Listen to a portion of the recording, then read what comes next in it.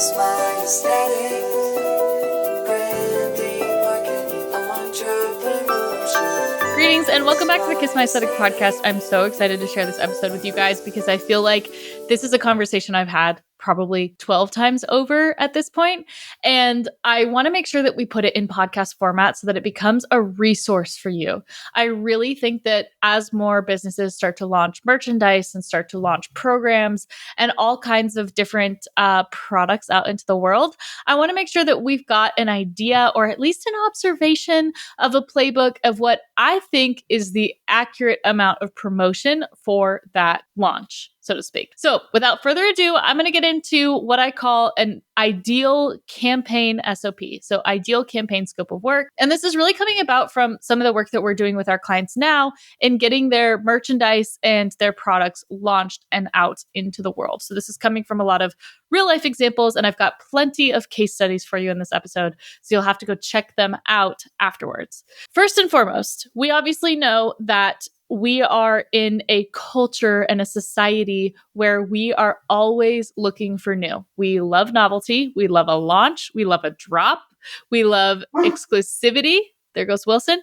But we also love kind of being Easter egged into these things, right? So Wilson really has something to say on this podcast today. Think about, all the major players in the space, right? The queen of Easter eggs, Taylor Swift herself. We've also got, like Beyonce dropping a surprise album, or Skims drops, or Kylie lip kits. Like there's kind of been a playbook, a game plan, a blueprint, so to speak, to follow. And I think we can take a lot of lessons from these different launches and implement them in your brand to keep your audience engaged with what the heck you are launching. Right? So the way I want to structure this episode is kind of breaking into 4 different phases. So the example we're going to use is that you are a service-based business and you're launching your first ever matching sweatsuit that goes along with your brand or business, right? Let's say it's a sweatshirt and a sweatpants combo.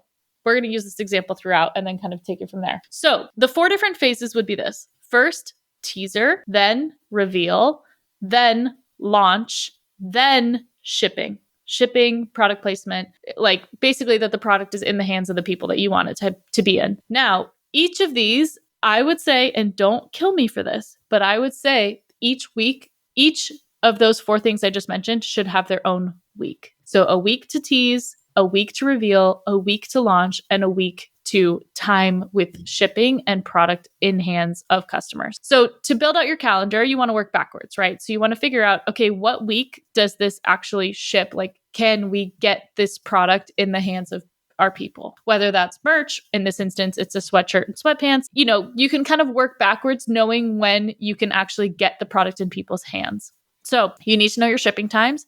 You need to make sure that that comes through on your calendar to know, like, if someone orders, is it 10 days before it can ship? Is it print on demand? Does it ship immediately? Like, what are those timelines? And then you can build your calendar backwards from that shipping week. The reason you want to do it this way is you want to shorten the amount of time between when you've launched something and when it ends up in people's hands.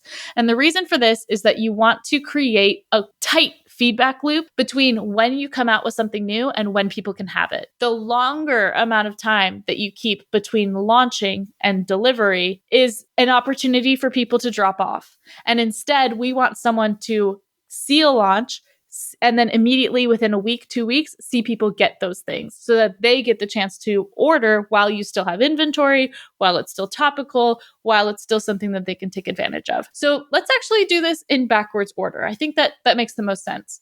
So let's say you're launching sweatshirt, sweatpants, and you know, for example, that it can ship out on March 1st. Right? People can start getting product arriving at their house March 1st.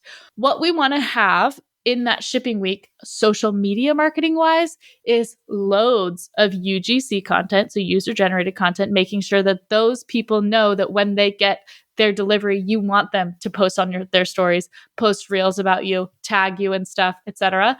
And you want to start to create posts on that shipping week that show how happy people are with that product, right? So that's UGC carousels, that's images of product being sent out to customers, showing the volume of orders that you got, and then all the reposts and UGCs that will come through naturally, right? So that's the launch week. An ideal launch week was that, or sorry, not launch week. That would be the shipping or delivery week. An ideal delivery week of a product, people should be posting about you left, right, and center, right? So we want to make sure that that week has the most buzz, the most traffic, because there's still an opportunity to make sales during that time when you've got a lot of people talking about your brand organically online. To back up to the beginning, because I was going to say do this in reverse order, but now I'm thinking that's not making as much sense, and I want you guys to follow the logic here. So the 4 different weeks we talk about, so a month of promotion, let's say the sweatshirt and sweatpants is launching March 1st.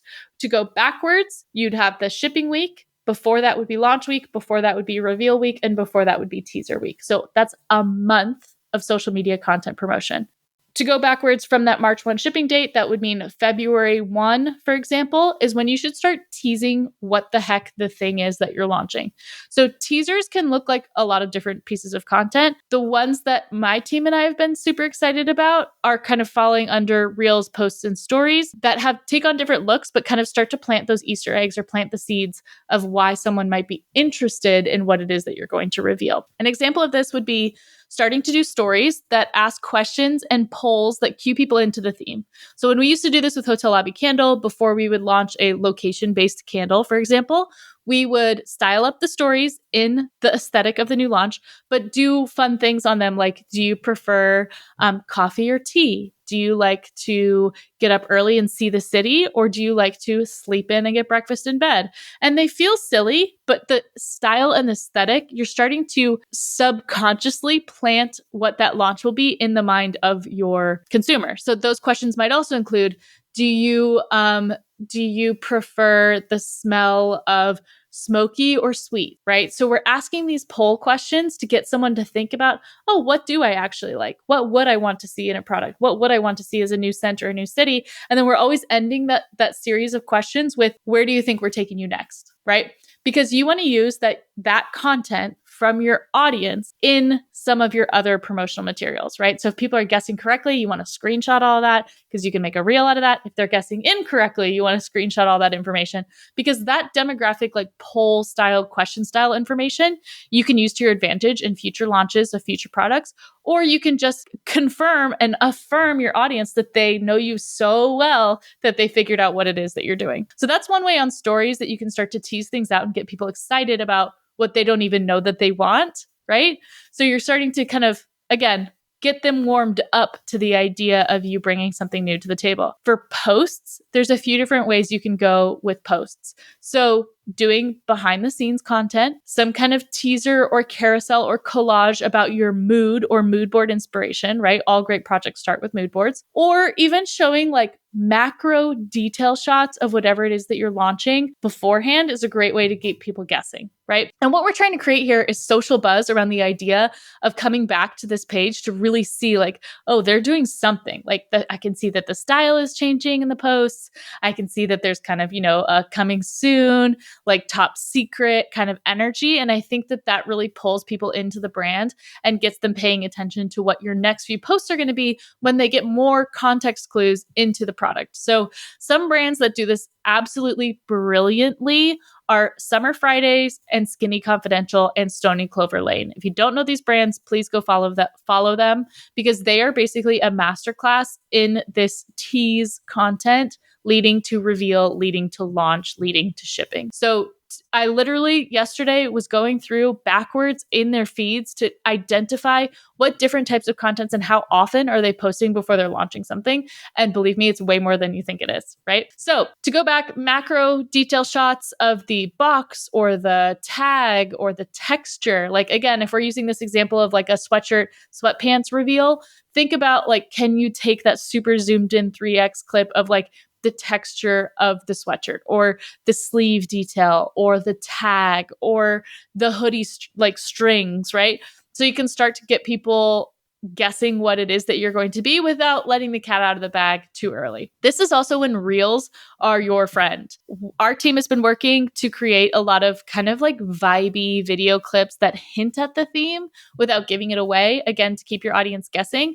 And also those brands I just mentioned, Summer Friday, Stony Clover, Skinny Confidential, they're doing the same, right? So when Skinny Confidential posted their butter or teased their butter brush, which we didn't know that it was going to be called a butter brush, their entire campaign was clips of butter, right? Photos of butter, montages of butter, people spreading butter on things, butter in scene in different flat lays or kind of iPhone photography content. Because then if you paid enough attention to the brand, you're like, okay, it's something butter related. Like we don't know what it is, but it's something is butter. So you're starting to kind of gamify and create these opportunities for your audience to feel really included in your brand by starting to give them little snippets, little tastes of what's to come, right? So you want them still to be making their guesses in the comments, trying to figure out where the heck you're taking them, what you're launching, what the style is, what's the reasoning, what's the backstory. So these are all happening through those like vibey video clips or kind of the make your guesses style content. The other type of content you can create in this teaser week are mid-journey, AI, images, immersive. So think about, let's say we're launching this sweatshirt, sweatpants, and the theme is teddy bear, right? So think about like, how can we make an entire room that's textured the same material as a teddy bear, for example. Or maybe it's based in color. Like maybe you're launching a navy blue sweatshirt, sweatpants combination, and the navy blue is really inspired by the Northern Lights. And so you're going to Midjourney and you're making all of these like night sky Northern Lights images to kind of like put the consumer in the mind space of what it is the aesthetic is going to be for the launch. Is this making sense? We do this with Dental Hygiene Nation. So if you paid attention on my socials this last launch, we did a Western theme collection with Dental Hygiene Nation. And so we went to Midjourney and we generated out Western themed dental operatory rooms in the brand colors. That's a perfect example of how you can start to tease the theme, keep it on brand, but start to tease the theme of something that if you weren't paying too close attention, you're like, wow, this is cool, but like, what does this have to do with the business? You're planting the seed. You're getting people excited to see what's coming next in this teaser week of content. So this should really be happening 3 weeks before your launch and 4 weeks before product is in hand of customers. So planning that out backwards, if we're using our example, if you know that you're going to launch a sweatshirt and a sweatpants on March 1st, February 1st, that whole first week of content should be dedicated to teasing people of what's to come. After the tease, week 2 becomes the reveal. This is where you want to start to unfold or explain what this is the theme, what is the mission, what is the vision for this item, and how can we get people excited for the actual launch date. It's really important that your reveal is separate from your launch. There's kind of different school of thought of how quickly you want those things together. Sometimes it's 3 days, sometimes it's a week, sometimes it's 2 weeks, but you want to create enough content that people can be excited about purchasing, right? And in the instance of Dental Hygiene Nation, what was happening is that some of the feedback from the audience is, I don't want the surprise to be ruined. But what you lose in that is that you lose the opportunity to get someone who's new to the brand interested in whatever that thing is. So there's ways you can think about it differently. I think another strategy that I don't even have in my notes here, but is worth a mention, is you can decide if you want this to be public or if you want this to be private. Like you can decide if you want this whole entire campaign launch to be part of your public marketing, or if you want to cater to a specific group, like if your subscribers are all in a Facebook group or on a close friend story or in a Discord channel, or there's some kind of community. But I think regardless, you want this content to live where your consumers hang out. So if that's Instagram, if it's TikTok, if it's Threads, if it's Facebook, like you want this tease, reveal, launch, ship to be happening where your people are, if that makes sense. So that was just kind of like an asterisk to side note. For the content that comes out in reveal week, obviously, again, reels or short form video, posts, and stories, your stories should always include a countdown to launch day. This is really important. Again, you're going to capitalize on that traffic. You want people to click on that countdown reminder so that they get reminded, they get notified when they are available to purchase the thing, right? So creating a moment and kind of eventizing the launch gives it some specialness as well, because you want to be to the point where you want people to buy as soon as they possibly can, because that on the chance that they might not be able to get it because you have limited inventory.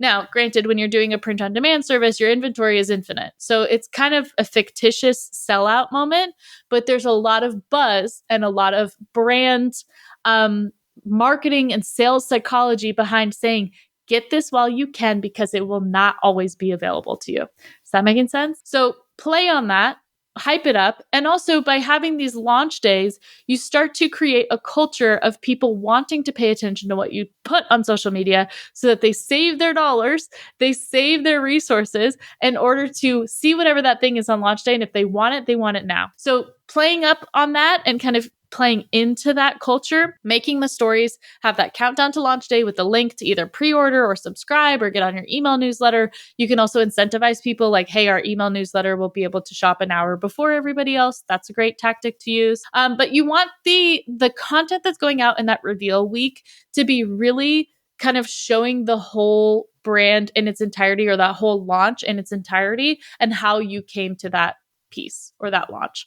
So a way you could do this is like a carousel post that explains the theme and the inspiration, collages that are showcasing how you decided on that piece, stop motions or videos that kind of show an unboxing or behind the scenes or inside the Pinterest board, any kind of like coming soon posts. So again, these are great things to like pin to the top of your profile, get people excited about something that's coming soon, and get some hype and get some community around the actual launch day idea. So that's your content for reveal week. Again, Summer Friday, Skinny Confidential, Stony Clover Lane, Hotel Lobby Candle. These are kind of your playbook gold star on how to structure this type of content. And really, when you scroll through those feeds and you start looking at it with a careful eye, you can backtrack from like, okay, this is the day that they launched their midnight retinol serum. How many posts before that were they starting to tease it? And it's usually like 12, 16, 20 posts before the actual launch. They're starting to plant the seeds of what that thing is going to be. So we've covered teaser week, we've covered reveal week. Then you're actually during launch week. So on launch week, this is where you can get really heavy with the assets and the posting on social, because the idea on a launch week is that you want the maximum number of eyeballs on your brand, on your socials during this time, because you still have that window of opportunity for people to take advantage of that launch as soon as possible before that product, service, mastermind, digital resource is quote sold out, right? So some of the content that you could put out on launch day would be like collage reels, unboxings, a video that then goes photo afterwards, short clips of UGC. So this launch day week, or this launch week, is when you'd want to start doing some of your influencer seeding if that's part of your business model, getting that UGC content. So how do you get other people to start talking about the brand? This does take a little bit more of like calendar scheduling ahead of time, but making sure that customers or clients that are your diehard hard converters, like they've got a following, they've got the following that you want, they've got access to an audience that you want, that they are getting that before everybody else, right? That there's a little bit of that exclusivity and that they're able to get on their socials and say, hey, this is amazing, you need it, or this is so cute, I love it. Check this out. They're launching this week. Get it while you can, get it while it's hot, basically. Your call to action on your stories during this time should be subscribe now, shop the other pieces in the collection, take advantage of this opportunity, right? Like get it while the getting's good. Other pieces of content you could put out during this time would be more like macro detail photos of the pieces, any kind of carousel that explains the product itself, how it works, how you've decided to do zippers or not, or buttons or not, or different features of the product. That's really your heavy like education content is coming out in that launch week, right?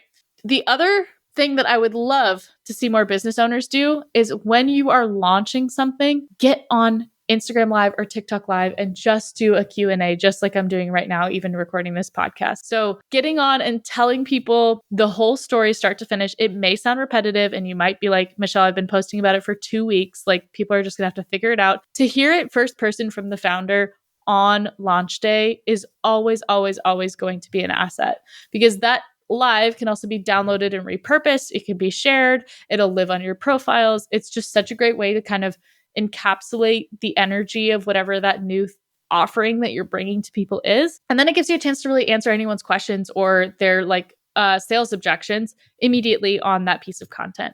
So whether you have your FAQs ready to go, or you've got someone off camera that are asking you questions, or you're kind of selling it QVC style and you're like giving people a breakdown of the thing and how it's great and why it works and why they need it, it's always a great idea to have a little bit of a live component on launch day. So think about that as well. The week after launch week finishes up, you've launched your product, you're getting loads of sales, of course. This is where we're going back to what I talked about at the beginning, which is that shipping week or delivery week. Again, we want to shorten the amount of time as short as possible between launching and delivery. So you can launch and immediately people can take advantage and get it shipped to them. But if you can kind of triage it in a way that you've got your VIP or your influencers or your UGC creators getting that content before other people, you want to give the opportunity for that content to see the light of day so that people who follow them can still buy the thing. There's nothing worse than sending out a bunch of stuff to an influencer or a content creator for them to post about it, to then go to your site and the thing is gone or sold out, or it takes forever to ship, right? So you want to make sure that you're timing that right to ensure that when someone is posting about your brand, that their followers can still take advantage of whatever it is, the thing that you're trying to promote is ahead of time. Got it? So again, UGC content is key here, making sure you're doing those roundup carousels. People are posting about you on stories, you're posting them through, you're thanking them, you're sending follow-up messages, and that the images of the product being sent to the customers is also another great way to communicate the volume of what it is that you're doing. So think about, again, this like sweatshirt, sweatpants example. If you can get photos of like all the piles of sweatshirts or all the piles of packing labels or the piles of boxes or things that show volume, it's really important here because again, it's lending to the social proof of the idea. It's like, oh my gosh, all these people, like, look how many orders they're sending out. Like, I want one. Because then you get FOMO if you don't have the thing, right? So you're creating that FOMO moment. You're also using different ways to get people included in the brand and excited about the brand by showing, hey, look at everybody else that's super happy with the way that this turned out, right? So this is where UGC is key. And whether you do that ahead of time, coordinated, or you just let it run organically, this episode should be your absolute blueprint playbook for how long you should talk about a launch. There's all these crazy statistics that say things like you have to be exposed to the same message an average of 17 times before you take action, right? So if you're launching something and you post about it one time, first of all, consider the fact that the algorithm is not going to push that out to everybody. Even if it is pushed out to everybody, are they going to see it, read it, understand it? If they even see it, read it, understand it, are they going to take the action to go to an external website to then purchase the thing? What are their objections to the sale in the first place? But if the time that they're there, that's a lot to ask of an ideal client. So if you can long out and stretch out and eventize the launch of something, you have so many more touch points to get the consumer warmed up to the idea of what they want to purchase so that by the time that it is launch day and they're on your website, they're like, yep, add to cart, no objection. Like, I want this. I know I want this. I've seen this teased. I've seen what it's all about. I want a part of it and I'm not going to wait. And I'm not going to be like, well, maybe I don't. Well, maybe later, blah, blah, blah, because you've created so much hype around what it is this thing that you're launching, this thing that people want a slice of so badly, right? So hopefully this episode was helpful to you. This is like taking a campaign or taking a launch idea and making 4 weeks out of it, from teaser to reveal to launch to shipping and delivery. So think about that as you start to structure your campaigns in the new year. I think this will help you with your social calendar. Again, your homework is to go look at Stony Clover Lane, to go look at Skinny Confidential, Summer Fridays, Hotel Lobby Candle. These are all really solid examples of beautiful launches that are orchestrated so wonderfully. We didn't even touch on like photography, videography, professional marketing here.